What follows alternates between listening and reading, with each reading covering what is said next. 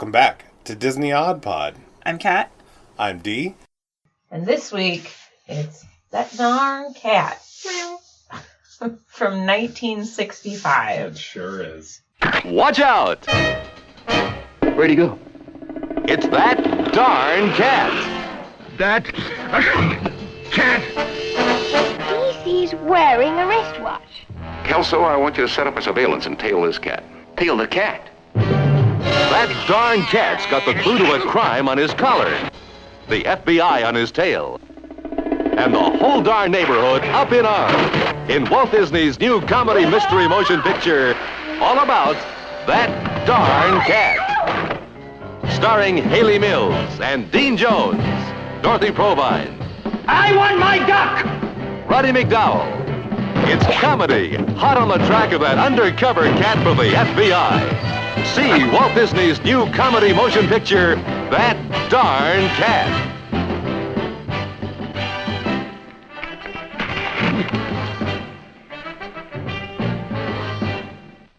I am really curious what you thought about this movie. Kind of at the edge of my seat. I'm actually sitting back in my seat, but metaphorically, theoretically, I'm at the edge of my seat. Just because you want to know what I think about this movie?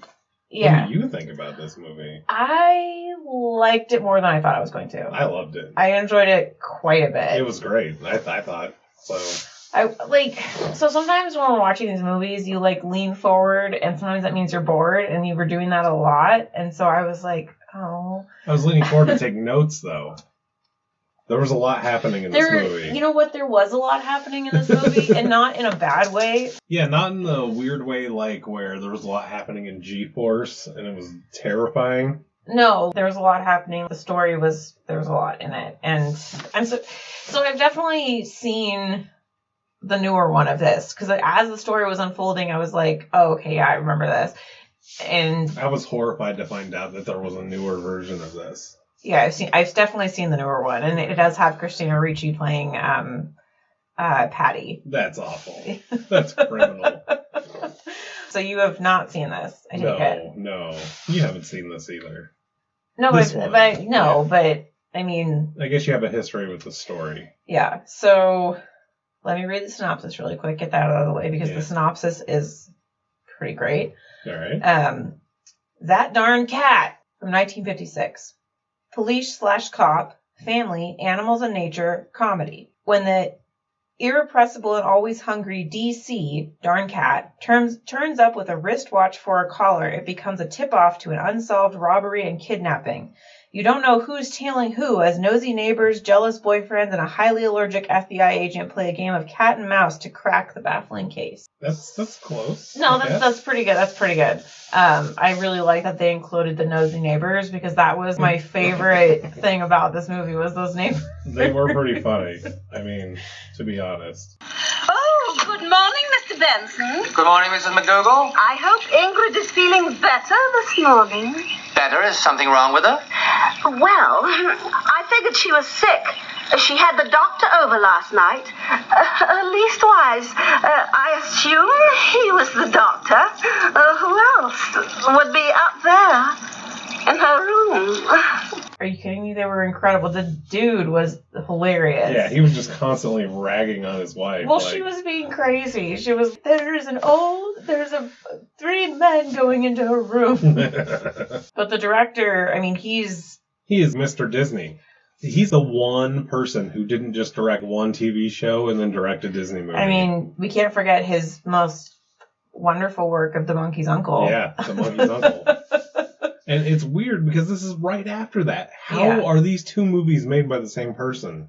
Company? I can kind of see it. Well, I can see it in the direction, but the direction in The Monkey's Uncle wasn't the problem. It had 2 stories. That was the problem with The Monkey's Uncle. Well, and it definitely felt like, from what I remember, Mary Poppins, it kind of has the same... So, and there's tons of people in this that were in a whole bunch of Disney movies at this time. Yeah. Not to mention Bullwhip Griffin, which is amazing. And he was amazing in this movie. Roddy McDowell. Yeah. As creepy Bullwhip Griffin. As creepy jerkwad Bullwhip Griffin. Mama's boy Bullwhip Griffin. Don't forget that part. That's the thing, though, is he wasn't playing Bullwhip. He was just playing amazing. Like, he's just good, I think, maybe in whatever he's in. Yeah, he definitely steals the show a little bit. Every scene he was in, he was really notable. Yeah.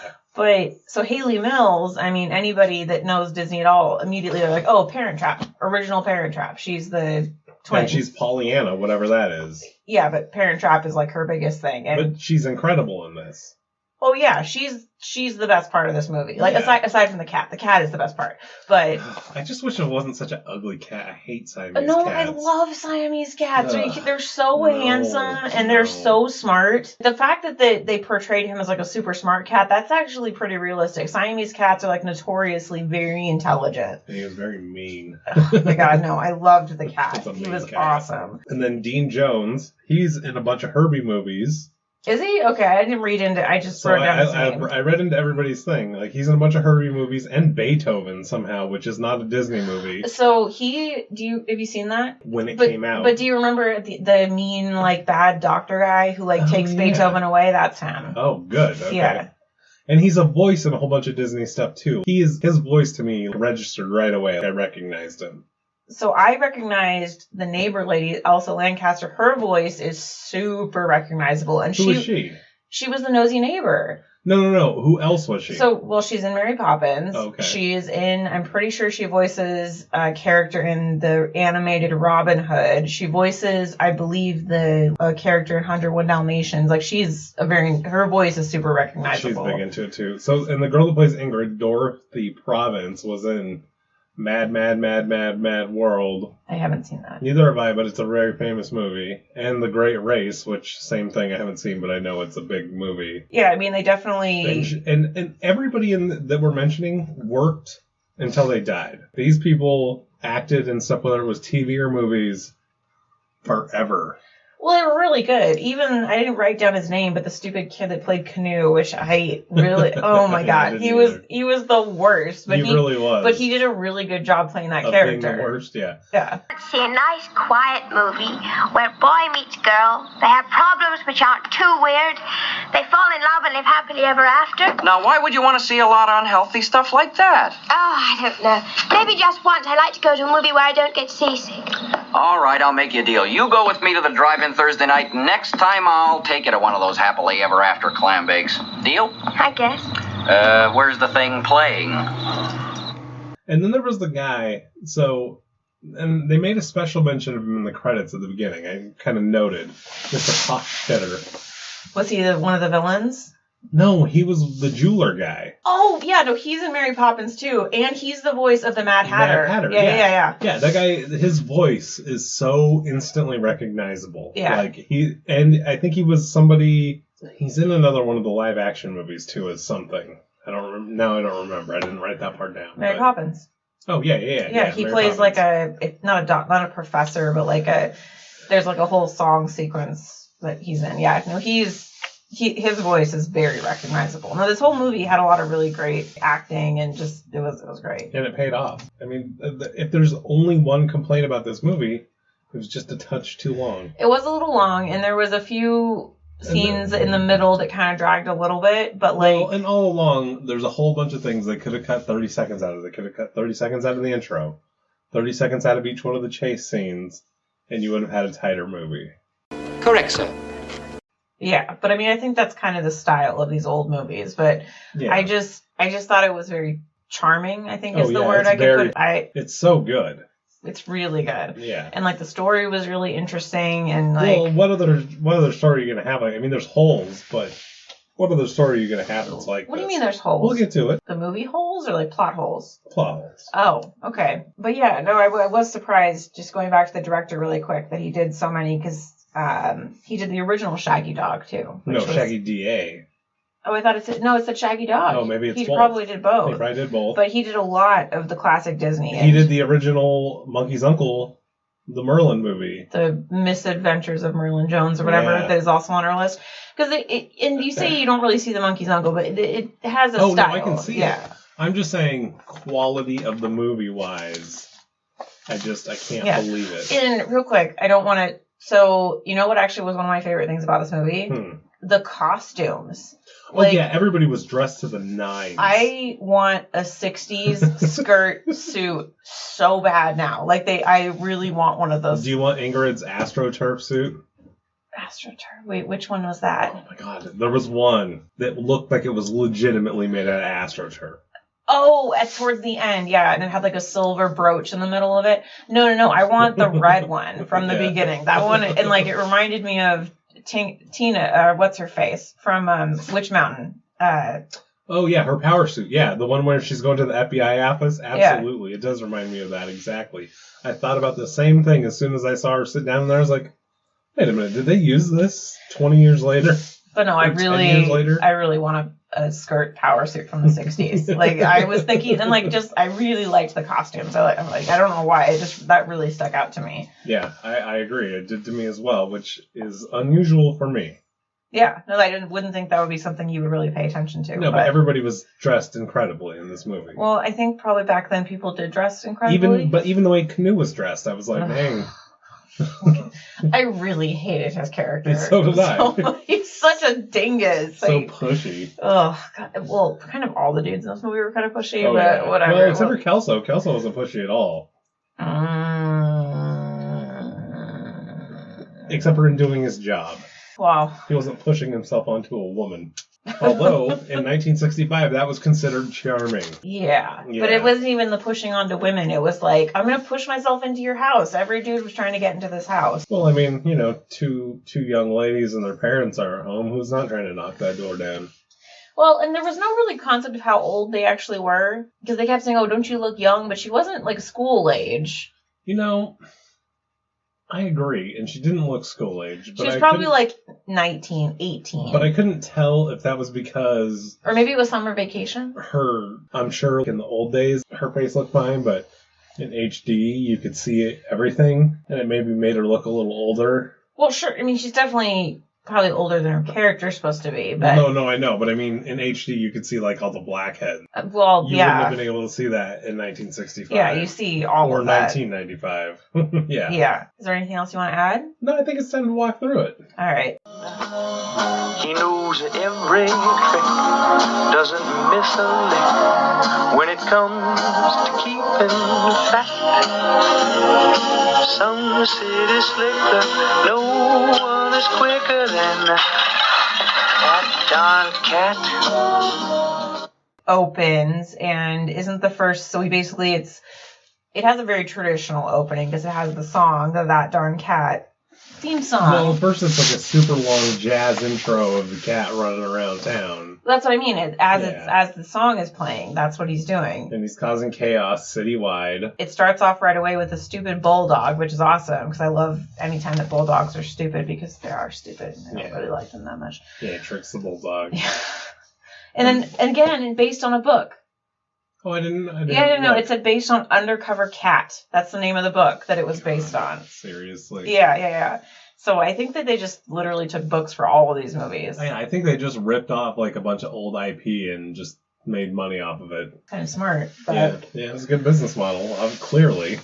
And the song was written by the Sherman Brothers, who they've written a ton of songs. They wrote the Monkey's Uncle song, and the Beach Boys played it. Yeah. They wrote a bunch of theme park songs. Like they write. I think they wrote "It's a Small World." Like they've written tons of songs for Disney. Like they're Disney's go-to songwriters. And the song was sung by Bobby Darin, who's some 60s singer dude. 50s, 60s? 50s, 60s, something like that. Because I don't know if this is, I think this is supposed to take place in actual time. It came out in 65. It's probably supposed to take place in the early 60s. Based on Bullwhip's amazing Mercedes. That was pretty sweet. Definitely the 60s. Well, but I actually kind of liked Canoe's car, too. Oh, yeah, that old Woody wagon. Yeah, but I mean, sweet. that Mercedes that Bullwhip driving is probably worth $2 million now. Well, sure, yeah. I think it was cool as hell. Obviously.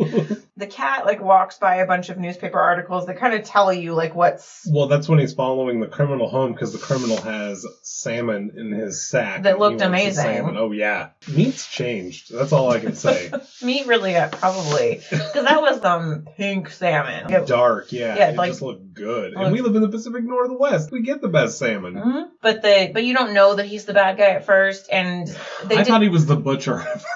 Well, and because it looked weird. They did. I thought he wasn't anybody. I thought that the cat was cut the bag and the salmon was going to fall out, and he was going to take the salmon and he was going to turn around and go, "That darn cat!" and shake his fist. But no, and I didn't really get it at first because the dude opens the apartment, sees like the landlord lady sitting there, and closes it like he doesn't want her to see him. And then goes up the stairs, and I thought, oh, maybe he like is late on rent or something. Right. Like, but they did a pretty good job with the intro. I feel like, because then once he goes upstairs and he starts talking to the other guy, then it's revealed that they're the bank robbers and they've kidnapped this bank teller, Miss Miller. Moms. Why did he keep calling her mom? I thought it was funny, but she did look like it. She was definitely old. Yeah. Clearly not a mom or married. The one villain, so it was, their names were, the guy that was at the butcher shop initially, his name is Iggy. Yeah, I never took down the names, but he's Iggy. I don't know the other guy's name, though. The square-headed guy. Dan. His name is Dan. Yeah, that's right, okay. But Dan's a very traditional, he's a wise guy. Yeah, I liked Dan's character. Like he has a really deep voice. You trying to snow me? Get your hands off me, meatball. Get him off. Don't you do that again. Very New York. Very square-jawed. Lots of hair gel. That wasn't gel, that's called pomade, girl. Okay, well. Or grease. Grooming clean. Whatever. Grease. Lots of grease. He's got a big old nose. Big old jaw. Big old teeth. Yeah, he just looks like what you would picture like an old-timey bank robber. And he's like, no, we can't kill her, see? Well, and the other guy's the blonde psychopath. He wants to rape and kill the lady. I mean, I don't know about raping, but he definitely... Totally. It's implied, but not said. Sure. He's a creep. Yeah, no, he definitely was a creep, because he keeps talking about wanting to kill her, and maybe... So, theory time. So, the Dan guy, maybe he keeps calling her mom, because looks like her mom, and that's why he didn't want to kill her, because he's like, I can't kill my mom. Yeah. Maybe. That's a good theory. I enjoy that theory. That's a very solid theory. Because but... And that's why he had her cook for him. Oh, yeah. He was like, get in the kitchen and cook. And she's been a pretty good girl. Like, starts stroking her chin. Yeah. Ugh. And, that was another thing. Why did the money look super fake? Is that how money... No, it just looked fake. I just think they did a bad job producing that. They just got, like, the fakest looking Monopoly money in the world. Some of it was red. Purple. It wasn't even... But it looked like it was made out of paper, not cloth paper. It just looked super fake. But there was a lot of threatening and gun violence right there at the beginning. Well, yeah, and then but the cat comes in with this whole time. We totally skipped over the fact that the cat's in there, and the psychopathic guy, of course, is like, "Oh, I love cats," and the other guy's like, "Get that thing the fuck out of here." Yeah, and he's like, "No, I'm lucky with cats. I love cats." So they're talking in the living room. And then Miss Miller, who's supposed to be cooking, she does something super fucking smart. Yeah. She takes the collar off the cat and hides it in her sweater, but then she takes her wristwatch and starts carving help in the back of it and puts it on the cat. But she doesn't get all the way through because she gets interrupted. Yeah, she gets the hell. Which nobody made the comment like, oh, maybe somebody was just trying to write hell, like a joke. Or maybe that's somebody's initials, like Holga Edna Lohman. Well, Patty's super smart, so she figured it out. But of course. But yeah, and then she lets the cat out, and of course they freak out because that means she opened the door. Like, we're gonna kill you. Blah, blah. Blah, and there's like more guns flipping out. Like, I got 12 bullets in here. I'll put every single one of them in you. You hear? Oh yeah, it's like they move a lot faster than you. Yeah, it did have a lot of good. The writing was really good too. Yeah, like the lines that were kind of cheesy were like not too cheesy. Like it fit really It delivered right for a Disney movie. And so now we cut to Patty and Canoe, right? Yeah. Because he goes in the house and the cat follows in the house. And the lady's like, "Look at that whore." The neighbor lady. And inexplicably, Patty has an English accent. Canoe.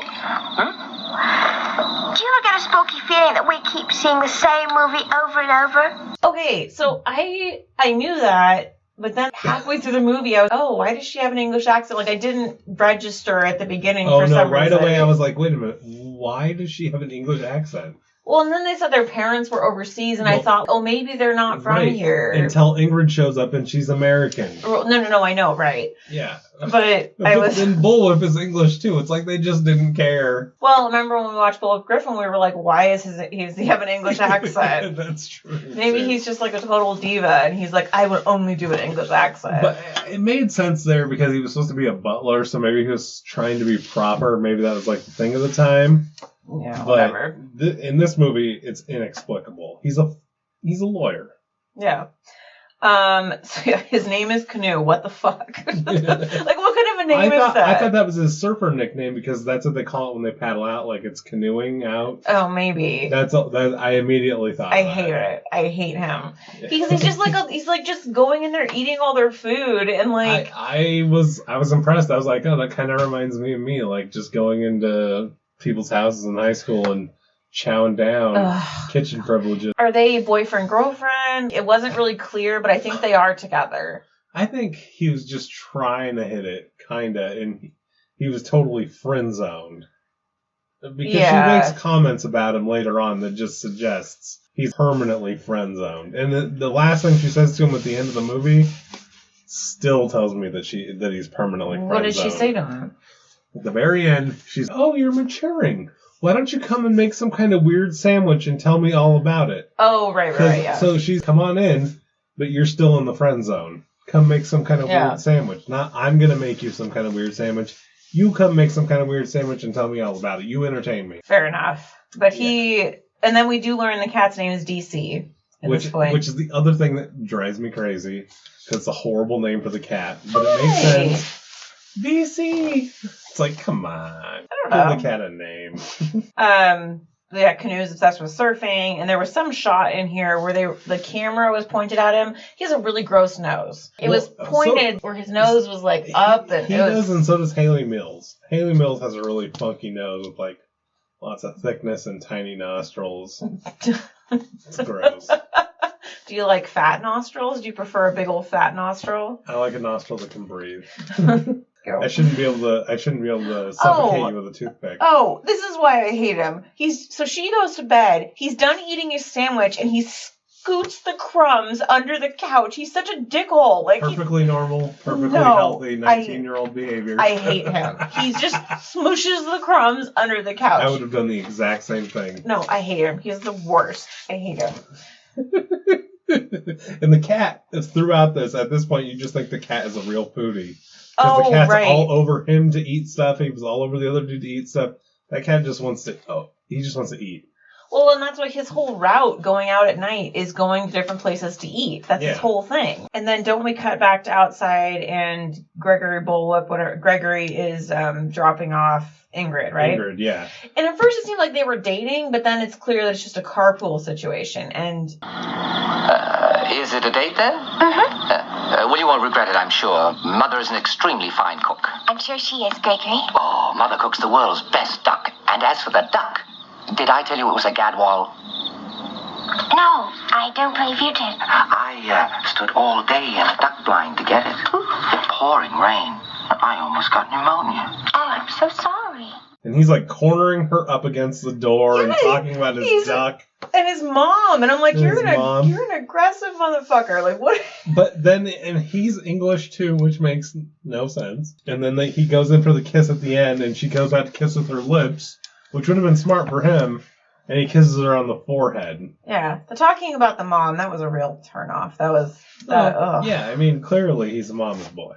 Well, he just kept going... Oh, and that was the whole thing, is he kept going on about the duck. Like, you're going to come to dinner, and mom's going to cook the duck that's been hanging for 2 days or brining for 2 days or something. And that's something, as a hunter, you would be proud of.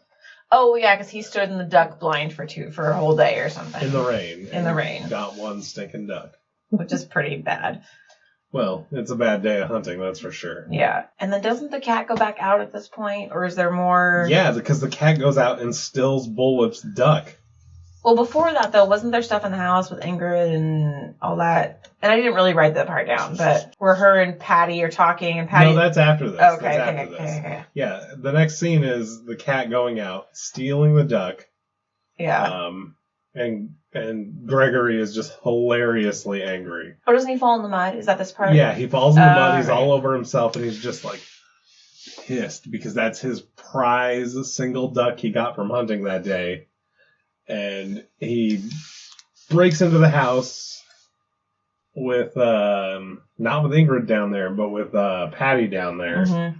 And Patty's like, I don't know what you're talking about. What are you talking about? And then there's the cat with the duck. So she tries to get it away from the cat, and the cat's, like, tug-of-warring the duck. Yeah, the cat will not let it go. But she gets it away, but it, like, kind of breaks, so she gives it to him. It rips off, like, one of the wings, and he's all mad and runs off. And then he also threatens to kill DC if he finds him again. He's like, I'm going to shoot him with my shotgun. Then... Well, no, he says, I'm going to give him, like, something full of buckshot. And he's like, 9 times if I have to. Yeah, kill him with a shotgun, 9 times if he has to get all 9 lasers. I liked that line. That was good. It was a good line. And then Ingrid and Patty, this is where they argue about men and age. And this is where you really get to see them as sisters. Yeah, and... Ingrid it's just a sign, it's so on the times. She's teasing her hair, which now, that is so bad for your hair. It will cause almost immediate split ends. But it looked like she had nice hair. I mean, but that's what they did back then. Yeah. They did that, but, like, it's really bad for your hair. Because you're essentially back combing it, so you're breaking the strands. Oh, yeah, that actually makes sense. And then the other thing that bothered me in this scene is she was giving, like... People think, just give the cat milk. Well, you shouldn't give cats milk or cream because it'll give them a skin disorder. Like, it's not a thing. Well, there you go. Clearly I'm a cat person. But, no, you shouldn't give cats milk or cream. It's bad for them. It's not good. But, and then at this point, Patty finally finds the watch. Mm-hmm. Figures out the whole help scene. Well, really quickly, she doesn't even think it's something else. She's like, somebody was trying to write help. Which, I mean, it makes sense if you put it on a cat.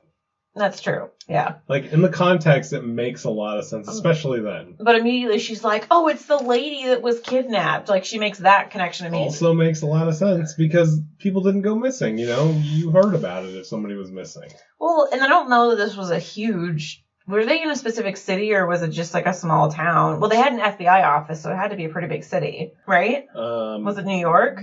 I don't think it was. No, it was L.A. Oh, it was L.A. Oh, you're right. It was L.A. Yeah, okay. It's L.A. And, well, Ingrid forbids Patty from going to the police and instead goes to the FBI. Yeah, she's like, she didn't say anything about the FBI. I'm like, you're so clever, Patty. But she is. She's pretty smart. And this part was hilarious. And, like, that was the only thing that was a little strange is she's immediately checking out Kelso. She sees him, the agent. And I thought she was going to try to have, like, a romantic situation with him, but it ends up going a different direction later. So, and it wasn't a thing. So, I don't know. But she never really gave it up, like, from then on. Like, it seemed like she was trying to hit it all the way until the end. Yeah, no, immediately she was like, she tells the receptionist as he walks by, he's got a handsome face, doesn't he? And the receptionist is like, yeah. Yeah. Like, yeah, okay. Of course. Is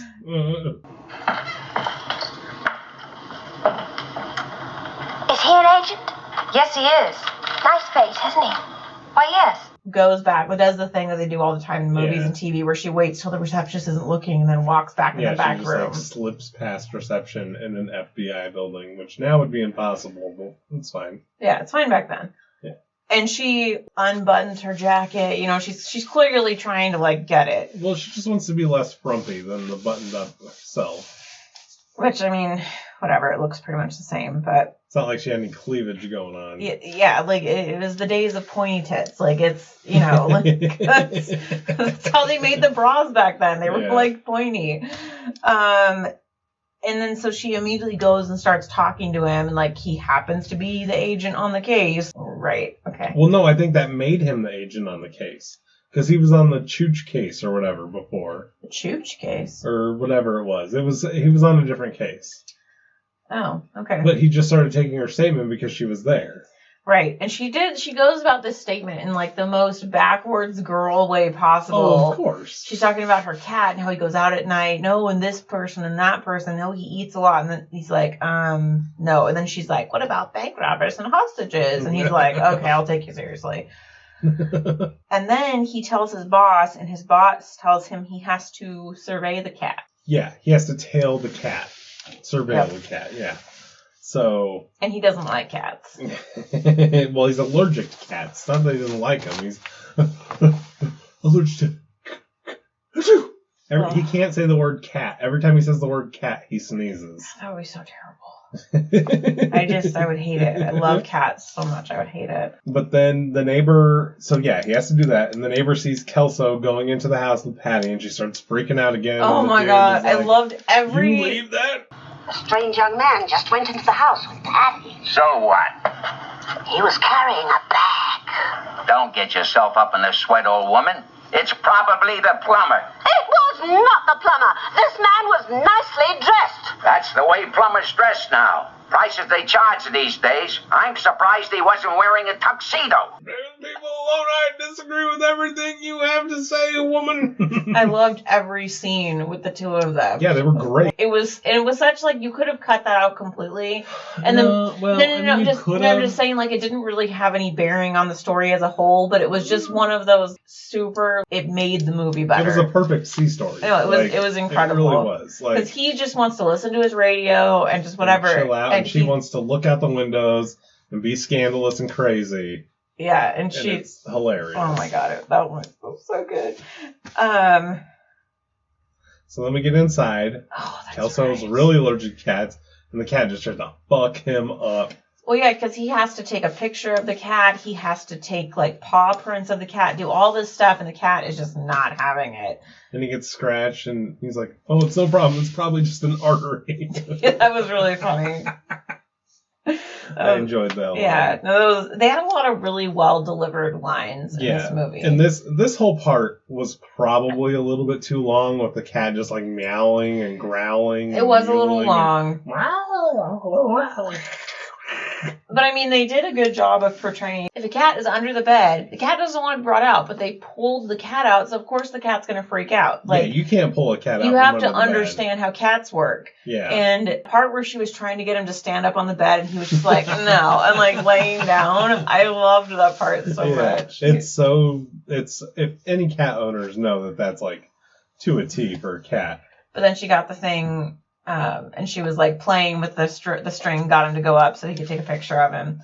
But then they have to go in the bathroom because they're going to try to get a paw print. And then Canoe comes to the door. Canoe is at the door, and she's like, oh, he won't stop and blah, blah, and he won't go away and blah, blah. Yeah, because he's beating on the door like super hard. Yeah, like, he's the worst. Boom, boom, boom, boom. And she goes down there with like a little thing over her head, like, I can't go out. I'm sick. Boo, you whore. And I'm so weak as he's pushing the door, pushing it down, but in all fairness, he's always just allowed to walk in. She is acting funny. Well, yeah, she was acting funny, but as soon because as she's if you remember earlier on, he's been coming around there since he was a little kid. Okay, that's fair. That's fair. But as soon as she's like, no, you need to leave. You gotta go. That's just not how it was. You gotta go. Not how it was. I know. But then, of course, as soon as she gets back upstairs, and she sees her flip off her robe on the way up the stairs. Yeah, he sees her. Into her red outfit that you like so much. Oh my God, I love that. I love that outfit. But he's really suspicious. But he, of course, as soon as she gets back up there, there's cat paw prints everywhere. Yeah, and all over Kelso. And all over all those hosieries and whatnot that were hanging in the bathroom. Mm-hmm. Except for on the paper. But then, and it was funny because as he was about to do this, I was like, oh, just like stick the paper on your head. Because there was like a perfect paw print in ink, and that's what he did. And he got a perfect paw print. Which I don't really know why he needed paw prints. Because it's the FBI. They have to have the prints and all that stuff. I guess. I don't know. I don't know. And then it cuts to him directing his team where to follow the cat, right? Like telling him about the cat. Yeah. All of a sudden he has a whole team of people. Which seems suspect. But I guess if it's a high profile case like this, then maybe. I guess. Yeah, a whole briefing room full of people. He gives them the lowdown, and then we cut back to the landlady stops the Iggy in the hallway and is like, I heard a woman up there. You owe me extra money. Blah, blah, blah, blah, blah, blah, blah, blah, blah, blah. And, like, the dude's too cheap to just give her $20. Just shut her the F up. Mm-hmm. And, I mean, it's like, okay. Yeah. And when he gets upstairs, then they're debating about where they're going to dump her body. So, like, they're planning on killing her. Like, that's what they're planning on doing. Well, clearly, even though at this point, Dan is still a little, like, I don't know, maybe, you know. Yeah, and Iggy's like, let's kill her now. And, like, I found a dumpster. Like, let's go dump her in there. 2 blocks away. Like, okay, genius, dude. That's a great plan. Dump the chick. You just tried to mislead the cops that you were going, like, north out of town. And you're going to dump the chick 2 blocks away? Are you kidding me? Yeah. Good plan. All that. Can't she hear them talking about this point? No? I don't think it. I think here she maybe kind of heard it. But I think she heard Dan defending her and saying we can't kill her still. Right. Yeah. But it goes back to Patty's house. And she was still hitting on him at this point because she was like, oh, no, you have a young-looking body or something like that. She was still hitting on him until the very end. Kind of. So they're in the room and they're, like, plotting out, like, they have a map with all the tax of all the people. And this part with the neighbor was, like, my favorite part of her. With her with the fishing pole. Oh, I completely forgot about this until I just read my note. Where she takes her husband's radio and she tries to fish it up so she I think that's a hearing aid or something. Because it's, like, magnifying the sound. You're right. It is a hearing aid. Yeah, it's an old school hearing aid. And she, like, tries to fish it up to hear what they're saying. And I just thought that was really funny. Yeah, and she's, like, trying, and he comes out. And just whacks her, kind of, and gets it down. She's like, get the fuck in the house, woman. What are you doing? You mind your own business. Give me back my stuff. The fact that she put it on a fishing pole and was trying to, like, fish it up. I don't know. Hell, that was genius. It was really funny. She's very smart. And they're waiting for the cat to go out. And she's like, act casual. The cat understands almost everything. Which they do. No, they don't. Yes, they do. Come on. I do like their map, though. The map that he had going on with the little pins with the labels of the guys. But that was pretty good. Love Siamese cats. And then the cat finally goes out. And then it's cat surveillance time. And this one also... It was a little long. It took a really long time. It was just, cat's going this way. Okay, you move over here. Well, and then, so he does go to the apartment first, where the bad guys are, and they're just like, oh, this could be it, but then he goes away, so they don't really think anything of it. They go away because the lady went and looked out the window, and the dude turned off the light, and that when he turned off the light, the cat turned around. Oh, I missed that. Because the cat knew it wasn't going to get any food once the light turned off. I missed that part, but okay. And so, it goes and follows them, shenanigans, but then it leads them right back to the house, and they're like, oh, I forgot what this house looked like. That part was kind of silly. It actually kind of made sense to me. Like, if you're getting dragged all over in circles following a cat, you might forget. Yeah. And this is where the AstroTurf suit on Ingrid comes in. Oh, is it? Because this is the next day? No, I think this is... Or no, this is where she barges in and is like, get out of my room! Right? No. Yeah, it's gotta be. I don't remember where her suit came in. Yeah, no, this is it. It's the next day. Okay, because it's the next day, because, I was like, OMG, this neighbor. Yeah, and she's about to go to work with her... We totally skipped over her flipping out on everybody about them being in a room. Well, that's because that was earlier. Yeah, we kind of skipped over that somehow. That she comes home. Ingrid comes home. Yeah, Ingrid comes home like during the surveillance, and she's just pissed that there's people in her bedroom. Well, definitely. Yeah, so you guys get out of here. And he's just like, would you guys shut the fuck up? I'm trying to do this. I think he said something about stop your clucking or some women term like that. Yeah. So he goes back in one more night with Kat. He can bug it like. Well, but hold on. Oh, yeah. Well, sorry. What? Yeah, but you should have done that in the first place. That would be so much easier than getting all these other people involved. You would think, but this is like exploratory. Yeah. And then, Ingrid is still like, I don't like this. And she's like, I'm gonna go sleep in parents' room. And she's like, no, this is so awesome. Don't you want to see your government tax dollars at work? Well, that was to see the caller working on Ingrid. Yeah. And there's this stupid part where Ingrid is talking into the collar while she's locked in the closet. And Kelso hears it and is like, thinks it's the cat at first talking to him, like, let's go, come on, get me out of here. Yeah. And then he figures out it's Ingrid and goes, lets her out of the closet. Oh, because Patty had to go to the movies with... Yeah, he's like, you get out of here and go with Canoe to the movie. That'll help me the most. Yeah, because he's like, I can't handle you. Get out of here. Like, stupid little girl. Possible. He's sweet, but definitely fly. Look, Patty, keep your date with him. Well, yeah, I mean, get him out of the neighborhood. This is my last chance at the surveillance. I can't risk gumming it up, huh? Oh, but I wanted to help. Yeah, well, this will help me, Patty. Now, please, and hurry. All right. I don't know why I wrote here, OMG, I love the neighbors, but something happened when the cat went out and he was following the cat. I don't know what. Something happened with the neighbors. Really, but that's the thing. That was the thing about this movie, is there was so much to it. Like, yeah, what we cover is not going to ever cover the whole movie. No, but so he's following the cat. The cat has the bug in the collar, and the cat goes into the drive-in. Yeah, where and this scene is just wackadoodle. Oh my god, this scene is amazing. Because the cat is going in and Kelso, the agent, is like following him, and the guys are like, hey, you can't go in there without a car. Even though he paid. Which is like, yeah.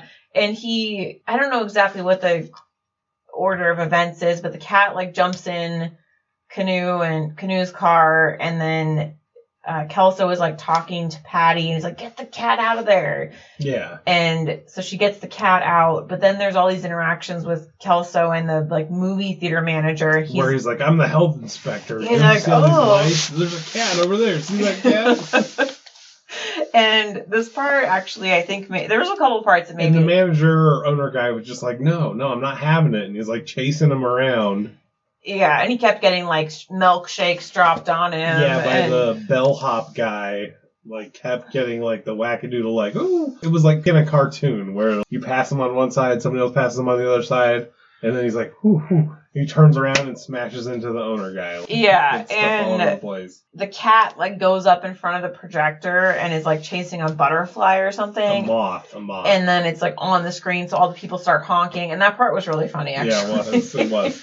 Because then the helper guy chases the cat and starts jumping across all the top of the cars to chase the cat. Okay. And as soon as he started doing that, I was like, oh, he's either going to fall through a soft shell top of a car or he's going to fall through a sunroof. And sure enough, he falls through a sunroof. No, it was a convertible with the top off. Okay. It was a bug. Whatever. And when he falls into the backseat of the bug, and the two people in the front seat jump up over the top of the bug and fall back in. And that was just like, so are you funny. Me? That whole scene was actually really funny. It really was. It was really good. And there was the whole pipe humor with Canoe trying to light his pipe and Patty getting mad because she doesn't like the smell of matches, but she likes the smell of pipe smoke, but Canoe couldn't get that thing pumping. He couldn't get it lit. Yeah. And so he put it out on the manager guy's head. Yeah, and then as soon as Patty sees Kelso and the cat leave, she's like, okay, let's go home. Yeah, take me home now. And even though before she was like, oh, I really like this movie. This is a good movie. And Ken was like, no, this movie's stupid. And yeah, they just go back and forth. The surfing movies are stupid. Yeah. Oh, yeah. And then the cat goes to house. Gregory's house and tries to get the pigeons, and Gregory freaks out and tries to shoot him. And shoots his own tire out. Yeah, and then follows him all the way back to the house. And then he's, like, forcing his way up the stairs. And then I'm just like, what is with these dudes that just forcing their ways into this people's house? They're men. They can do what they want.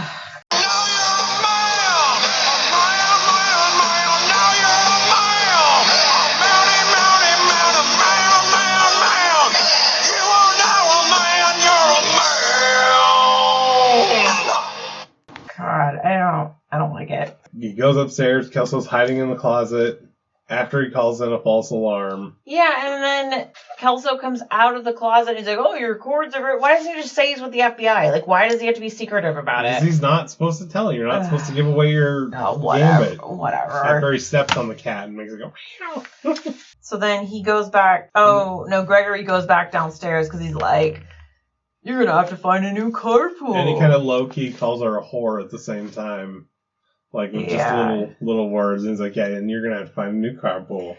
And then Canoe is, like, at the door, and then he just runs back to his car because he's scared of the gun. He said, this is where I wrote, why does Patty have a British accent? It's funny that I got it right away. And you waited. Well, I mean, I knew it right away, but I didn't, like, make note of it right away. Oh, and then also, Ingrid looks like the babysitter in Monkey Uncle. Do you remember the babysitter that came and was like, no, I'm she just Jan. The Ingrid, to me, looked really old in this movie. The babysitter looked old. I didn't think she looked old. Hang on. I'm sure she didn't. And so, at this point, Kelso gets reassigned back to his chooch case, or whatever it is. Mm-hmm. And Patty is just apoplectic. He's not going to continue on. Well, yeah, because he's like, we need more evidence. And she's like, more evidence. So she gets all Patty-ish and decides she's going to take it into her own hands. And this is where it's clear that Ingrid wants to bone up to Kelso, where she wants to back it up. She's like, oh, I'm sorry. I must have looked so terrible in this whole situation. Good night, Mr. Kelso. Well, yeah, they kept making googly eyes at each other the whole movie. You're such an asshole. Patty is going to go look for more evidence, and she has stupid Canoe Gilligan motherfucker following her. Well, she's not going to look for more evidence. She dreams of more evidence. Well, I mean, she dreams it up. She just happened to be right. But, so she goes to the jeweler, and that's where we meet our friend, the voice of the Mad Hatter, and she calls the FBI from the jeweler. But Canoe is following her at this point, undercover, incognitus. Yeah, I know, and he looks like Gilligan. Pipe. Yeah, he does look a bit like... He looks like Gilligan and Inspector Gadget mixed together. I can't. He's very Inspector Gadget when he's incognito. Business. That's ridiculous. We can, and we've got to. We must save Miss Miller. No, I'm no hero. Oh. Well, look at me. Do I look like Elliot Ness? No. Well, that's the whole thing. I'm not a hero. Now, I want to tell you something. Not only will I not get mixed up in this thing, I'm extremely disinterested in the whole thing. Yeah, but he's stupid. So it's Inspector Gadget. So she calls the FBI and pretends to be the jeweler's like niece or whatever. Even though the jeweler really does not want her to. Oh yeah, he's super nervous and paranoid. And he's crazy flamboyant. He's like, oh no, it's the FBI. So she does this whole story about how that's the watch they sold her, and so then the FBI director is like super smart. So he calls back. He's like, I don't believe this. And then the jeweler guy's like, yeah, that's my niece from Mexico. Blah, blah, blah, blah. From Mexico. Yeah, she sold it to her. Yeah, from Mexico. So then they believe her. And then we go back to the apartment again with the thugs and Miss Miller. And I don't remember exactly what transpired, but she lit a fire in the window. Oh, she definitely... This time she heard them talk about killing her. Because he came in with the laundry bag and the dude's like, yeah, do it in here. Which is insane because... The last scene with them, they're talking about the two people downstairs who one's a cop who doesn't sleep. Like, you would never fire the gun at her in there, even with the stupid pillow. Yeah, and the fan, like, blows money everywhere, and it's like a whole thing. Yeah, like, and it's like kind of a giveaway to the end. Flap in the ears. What does that even mean? They use that expression a lot in this movie. And it's funny because she lights that fire and it's like, oh, there's no smoke alarms back then. Like, nothing to give it away. Yeah, I don't know what she was doing.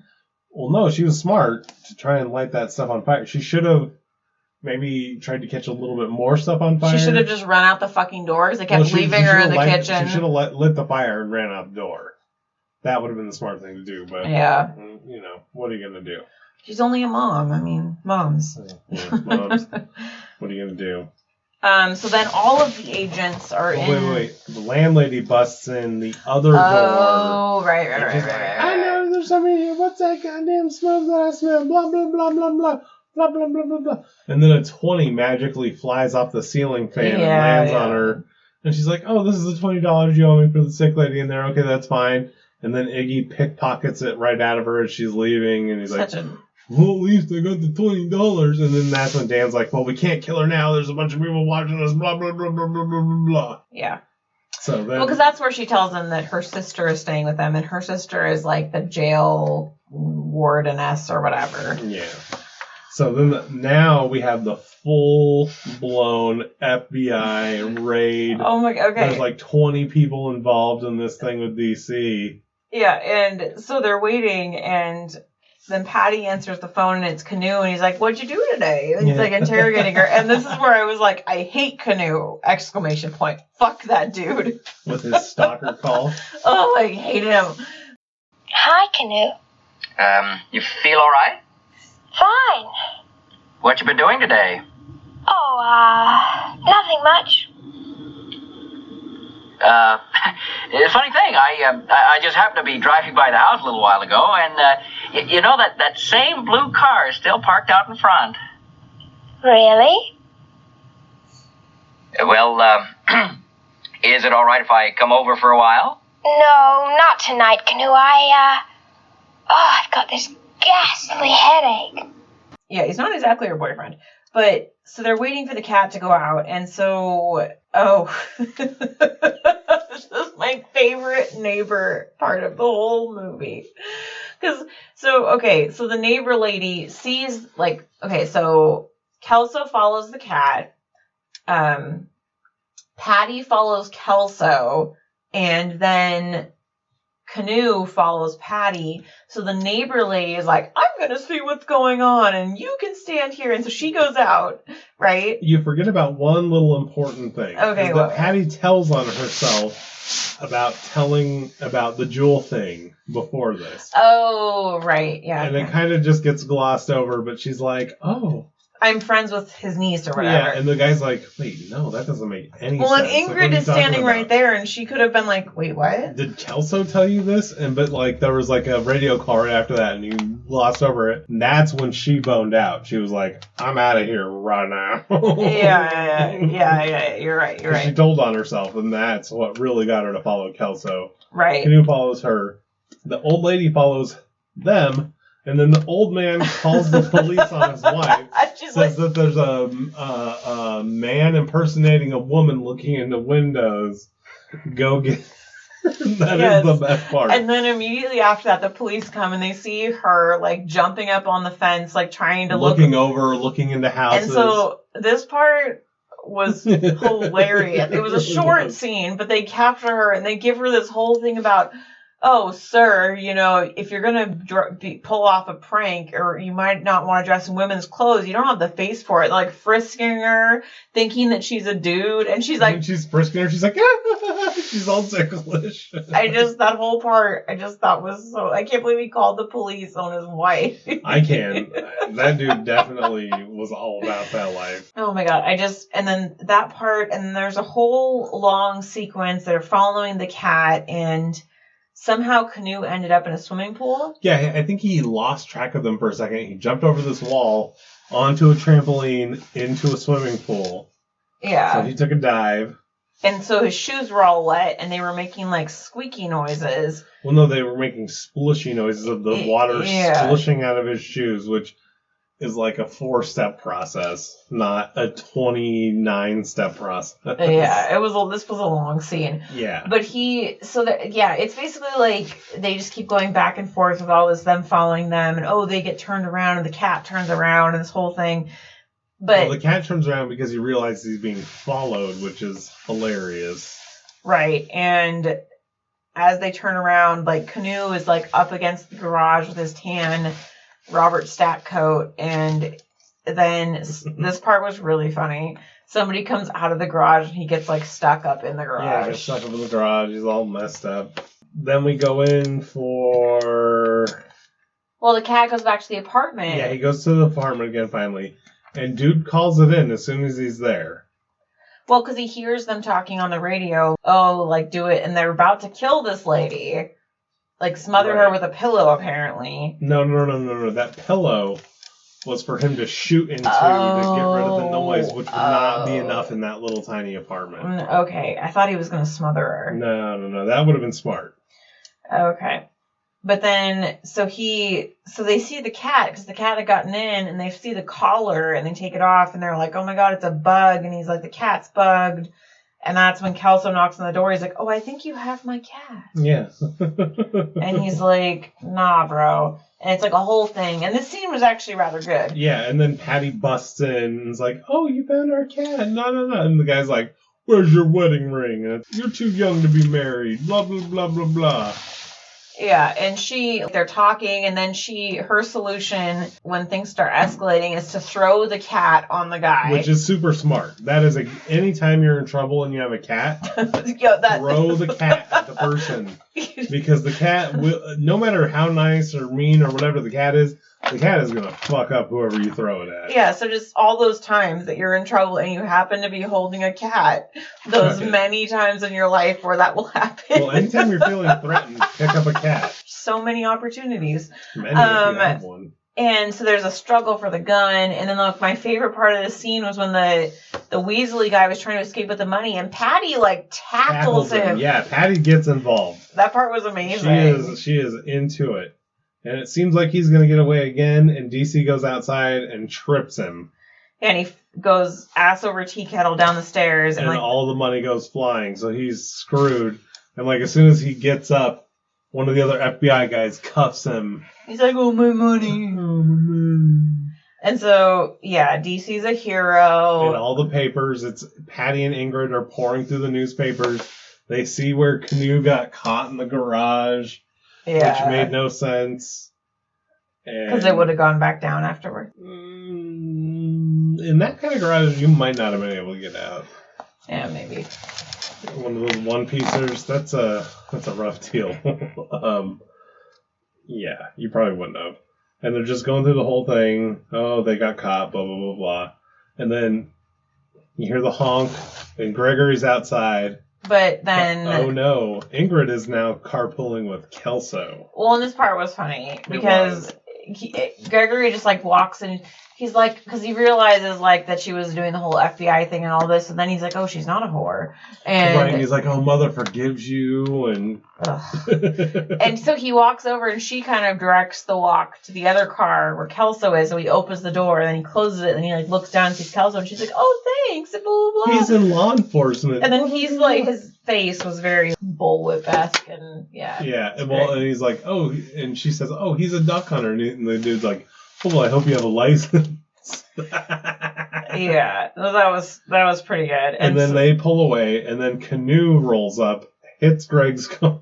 For the second time, which is for that Mercedes, he wouldn't have just driven away, but whatever. And he's all jacked up still from the garage, his neck is all messed up.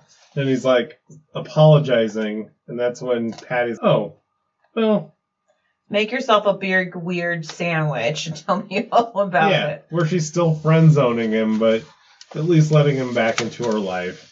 And the neighbor lady is going to kill her husband, and he runs away, and that's the end of the movie. Okay, so out of all of these amazing scenes, what was your favorite part? Okay, I had such a hard time with this. Oh, I have 3, so go ahead. What you got? I have 4. Oh, okay, so how about you? Okay, just go. Okay, no, I'll do one, and you can do one. Okay. I'm going to have to say Patty in the FBI office is pretty good. I didn't have that for any of mine. That's a pretty good scene, though. Yeah, it's a really good scene. It's under the radar, but it's really good. So my number 1 has got to be the neighbor getting his wife arrested towards the end. All right, relax, buddy. Now just take it nice and easy. Never mind the hokey scream, mister. We know who you are. Now be careful. The scam says this guy might be dangerous. Guy? What are you talking about? Fella, I don't want to tell you how to run your business, but if I were going out to pull a job, I wouldn't wear women's clothes. You don't have the face for it. Now, come on. The whole thing of him calling and them picking her up, that I don't know. It's a really short scene, but I think that was my favorite part. It's pretty good. Number 2 for me is going to be Greg's duck. See, and I didn't have that one either. I completely that so one. Mad. It's just so funny. Yeah, that one is pretty good.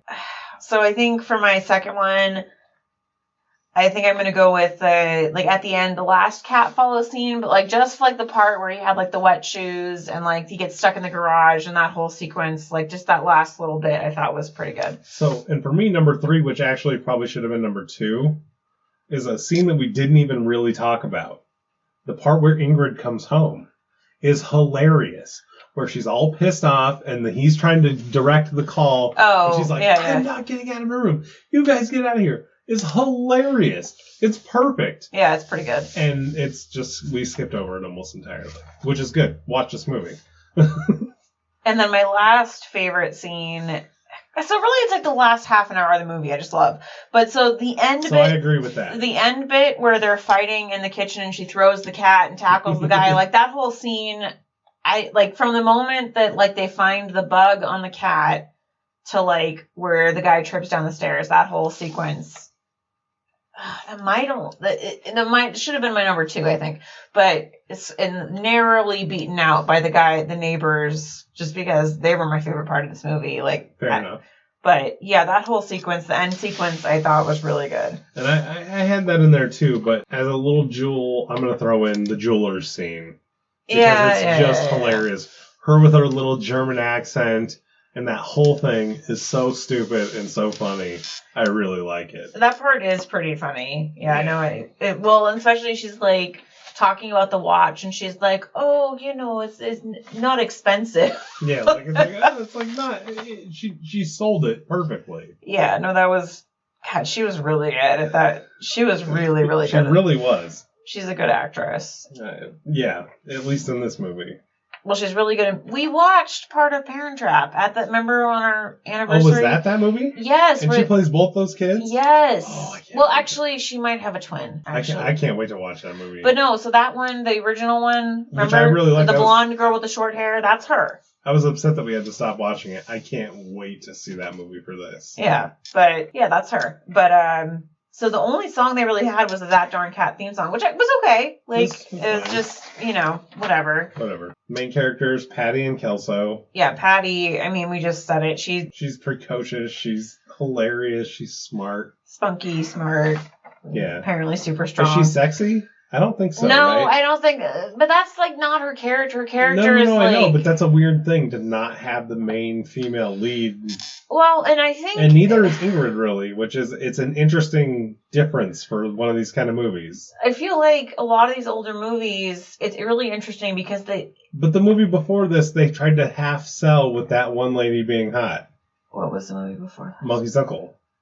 Oh, you meant the movie literally made before this, not our last movie. Yeah, but like... But made by all the same people. Okay. That was like half of the point was the Annette Funicello being some kind of hottie. Right. And that's a whole nother thing. But like, a lot of these older Disney movies actually have really strong female characters. Right, instead of lookers. Which is just... It works. This movie works. No, I know, but it's crazy to me that people are just like, oh, like Disney doesn't do strong female characters. That baffles me. They make all their women weak and like the princesses, whatever, but this whole thing. But like a lot of these movies, like think about like Jodie Foster's character in Candleshoe. Think about the Bullwhip Griffin ladies. That lady 2 years after this. Yeah, and then Patty in this movie and like. And Ingrid. Ingrid is no. Well, yeah, Ingrid was good too. They definitely. I don't think that you can ever really pigeonhole a Disney movie. That's what I'm starting to learn. That they're also different.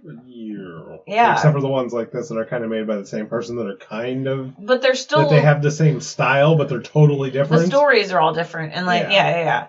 And Kelso is just like he was pretty good too. Like he was great. I thought he played the straight man to the T. Like he was really good. Yeah, no, I enjoyed his character, kind of a dorky, like, straight-edge detective, like... Yeah. And, the cat allergy thing is like, well, that makes sense, kind of predictable, but, like, he did it, and they didn't overplay that too much. It came in when it was appropriate. Right. And then for villains, I mean, Dan and Iggy, the two thugs, I mean, they weren't the main focus of the movie, but they were still in it enough, I guess. Yeah, but this was one of the rare movies that we've seen where it doesn't matter that they don't really have a villain. I mean, they did have a villain, but they don't matter. Because it was more about the cat and the story. Yeah. but they were still there. So they still were there. And they were there throughout the movie. And the scenes they were in were still good. It's not like they shoehorned them in at the end. They were there from the very beginning to the very end, which we've talked about is very important to make a good movie. Well, and their scenes were still good. Okay, yeah. So I guess that makes sense. Even though they were in maybe like 10% of the movie, they were there from the beginning to end. And the parts they were in were good, and it made it make sense. Yeah. No, they were pretty good. And both the actors were pretty good. Side characters, Ingrid, Canoe, the neighbors, Greg. Greg is so great. Creepy bullwhip. Yeah, creepy bullwhip. Like, just angry, creepy bullwhip. Ugh. Ingrid, the kind of like aging out of being single, going into frigid territory. Canoe, the creepy little surfer dingus. I hate him. And the neighbors, though. The neighbors stole the show. I keep saying it. Yeah, but they do. They really do. God, they were so good. Every scene you're in, they're in. You're They cracking kind of up. like reminded me of what's that TV show with Archie Bunker and what's her face? You haven't seen enough of All in the Family to say anything about that. Well, isn't that kind of their dynamic? Not even close. No? Oh, yeah. Okay. Never mind. What did you think about the cinematography? This is great. I mean, this actually looks just like The Monkey's Uncle, which The Monkey's Uncle looked great. Yeah. The cinematography in this era was amazing. It was pretty good for what it was, yeah. For the era it was, I mean, all the outfits looked great. All the set design looked really good. From the gross apartment that the dudes were staying in to the super cool house that the girls lived in. Mm-hmm. And the super cool FBI office. They did have a lot of really old houses, too, in this. Like, those houses were pretty sweet. Yeah, this is a well-shot movie. It was well made. Yeah, very 60s, it was good. Yeah. What was your biggest surprise or disappointment? Just how funny this movie was and how perfectly they balanced the wackadoodle, it just being a fun movie. Yeah, no, I thought it was going to be like, oh, just another fun, like, candle shoot-esque, like, kind of like, oh, silly movie, but, like, I genuinely really liked this movie. Yeah, so did I. Like, I thought it was really entertaining, and I was interested in the story, and I liked it. And plus, I mean, it has a cat. It's about a cat, so for me, that's an immediate, like, bump up. But, yeah, the story we already talked about was it's good. so unique. Like, who came up with this? I guess whoever wrote the book. Yeah, the detective cat or undercover cat. It was called Undercover Cat. That's what it was. Any final thoughts you want to add? This movie's fantastic. It's fun. It's a wackadoodle. It's a hair too long, but that's fine. Yeah.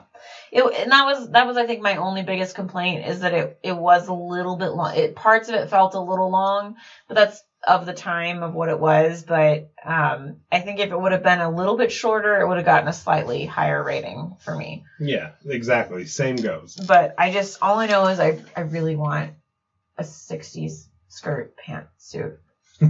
So with that, what is your rating? So I gave this movie a 79%. Ooh. It's a good movie, but it was a little long. I gave it 80.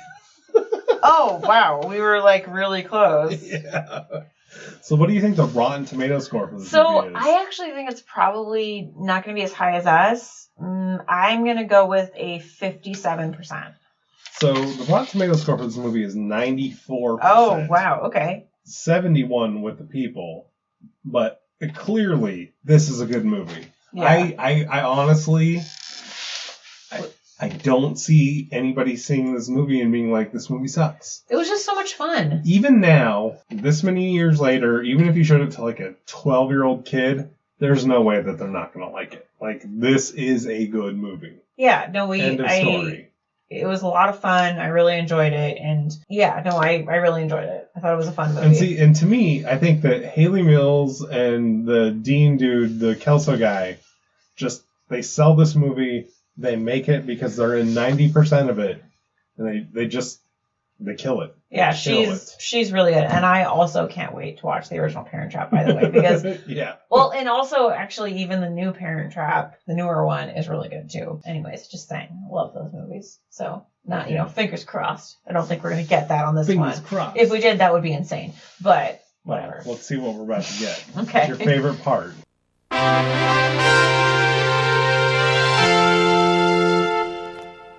Dun, that darn cat.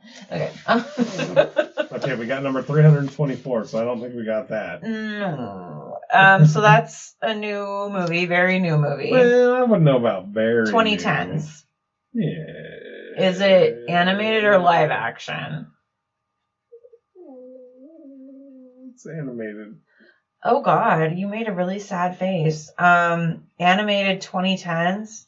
Oh, I guess not 2010s. Just at the very end. What do you mean just at the very end? Of the aughts. Like 2008, 2009, that kind of thing? I don't remember when Frozen came out. Is it Frozen? No. No, that was later. I wouldn't have been sad. Oh, you wouldn't have been sad. Is it like Cars 2? No. I would have been excited for that. Is it Planes 2? No. What is it? It's number 324 from 2009. Tinkerbell and the Lost Treasure. Uh-oh. Again. Uh-oh. Tinkerbell back to back to back. It's not back to back. That was like 7 movies ago. Yeah, but that's close enough. That's like our first sequel. It's our first double up is Tinkerbell and the Lost Treasure. Oh, and so is this the next Tinkerbell movie after that one, or was there one in between? Yeah, I'm trying to see. No, because I don't know. Or was there one in between? Why is Tinkerbell? Tinkerbell I thought was like 2000. I thought Tinkerbell was 2008. Oh, it is 2008. It's number 308. So this is the next Tinkerbell movie, right? Yeah. And then there's another one a year later. Wow, what a pull. Well, I mean... So, and here's the problem, and this is why I frown. The first Tinkerbell movie wasn't so bad. Right. There is no way this one is any better and it has to be worse. I don't know. Maybe it'll be better. I don't think it can be better. Our best bet, my hope is that it's equally as good and charming as the first one was, because the first one wasn't bad. Maybe there'll be more cheese. See, that's what I fear. Is that it's going to lean back on a lot of stupid things that I don't want to deal with. I don't think this one is about pirates, because I think there's another Tinkerbell one that's like the Pirate Fairy or something. I think there's 2 more after. No, there's a total of 4, I think. That's what I mean. 2 more after this. I think there's the original Tinkerbell, Lost Treasure. I think there's the Pirate Fairy. And then there's one more. I think there's 2 more. There's Secret of the Wings, and then there's Legend of the Neverbeast. I think there's 5 total. Wait, oh my gosh. There's 5 total. So yeah, there's the Great Fairy Rescue after Lost Treasure. Is there 6 total? Secret of the Wings is a Tinkerbell movie. I know that. Because I think I've seen part of that one. But that one may not have come out in movie theaters, no, thankfully. It did. I don't think so. I don't know. We'll see. But either way, so next week we will watch Tinkerbell and the Lost Treasure. Yeah, much to our chagrin. Hey, we got to watch them all. So, You know what? It's fine. They can't all be winners. Yeah, they can't all be that darn cat. Hey, it could be amazing though. It could be your new favorite movie. You could give it a 97%. That's true. It could be. You never know. You could be like, oh my God, she's so hot. But for a movie, that's not going to happen. For a movie like this, though, I just hope it's not horrible. I just don't want planes. I think it'll be fine. It could be. It definitely could be. It'll just probably be milquetoast. Fair enough. So, in the meantime, follow us on Facebook or Instagram. Disney On Pod. Send us an email. DisneyOnPod@gmail.com. Oh, my bad. Yeah. You always used to correct me about that. Well, I'm sorry. I'm sorry. I've had too much gin and tonic. Yeah, there you go. Like, subscribe, etc. Leave us a review. We love the reviews. At least I do. I prefer you to just subscribe and listen to the show. They're nice reviews. Okay. Yeah. Yeah. I think that's it. Yeah, enjoy. So this has been Disney On Pod. I'm Kat. I'm Dee. Bye!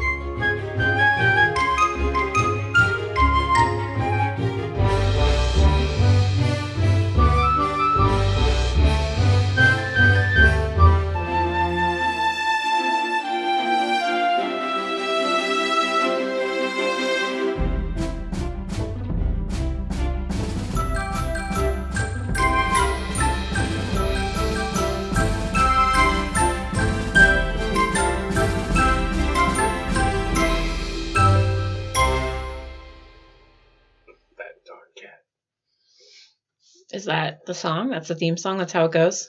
Yep. It goes, don't worry. Be happy. I think that's the wrong movie.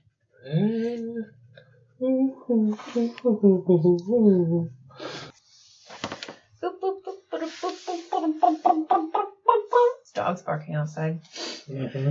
They must be barking at that darn cat. What were you giggling at? I'm dumb. Why are you dumb? Because I thought the song was by Bobby Darin, who I thought was Bobby McFadden, which was the Don't Worry, Be Happy guy. Oh, okay. I was really confused why you were singing that. I was like, what is... I was like, okay. But now I realize that Bobby Darin was like one of those lame 50s singers. All right, you got all your sniffles and coughs and everything. I don't know. We'll see. You got your drink filled out before we start?